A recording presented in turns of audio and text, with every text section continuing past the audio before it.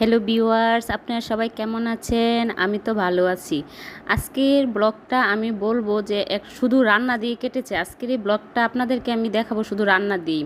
সকালে যে ব্রেকফাস্ট করে নিলাম নুডলস দিয়ে, তারপর আমি রান্না করলাম মাছ ভুনা, তারপর একটা ভাজি করলাম। তারপর আপনার সকালে আমার হাজব্যান্ডকে খাবার দিলাম, আমার ছেলেকে নাস্তা করিয়ে টিফিন দিয়ে পাঠালাম স্কুলে।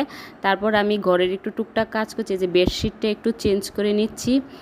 তারপর আপনার আজকে সারাদিন শুধু কাজ আর কাজই করলাম, মানে আমার ছেলেকে স্কুলে আনার পর পর্যন্ত আগ পর্যন্ত আমি শুধু কাজই করেছি সারাক্ষণ।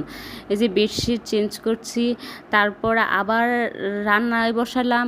তারপরে যে আমার ছেলে বিস্কিট টিস্কিট খায়, এগুলা মানে অনেকগুলা বিস্কিট চিপস এগুলা খায়, অনেকগুলা মানে কাগজ জমে গেছে প্যাকেট, ওইগুলাকে আগে প্যাকেট করলাম। প্যাকেট করে তারপরে ডাস্টবিনে ফেলে রেখে আসছি। মানে শুধু এই ব্লগে শুধু কাজ আর কাজে, আর কোনো মানে কথা নাই কাজ ছাড়া। এই যে এখানে অনেকগুলো থালা বাসন পড়লো, এগুলো ধুয়ে নিলাম। তারপর আবার একটু ডাল রান্না বসালাম।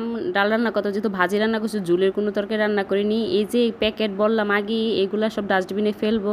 এই যে বুট রান্না করবো, ছোলা বুট, এর জন্য রসুন আদা পেস্ট করে রেখেছি। এখানে আলু কেটে রেখেছি, পেঁয়াজ কেটে রেখেছি। যে আলু সিদ্ধ করতে দিলাম। তারপরে কাপড় ভিজাবো, যে হুইল পাউডার নামানোর জন্য একটা বক্স ডিব্বা খুললাম, ডিবি।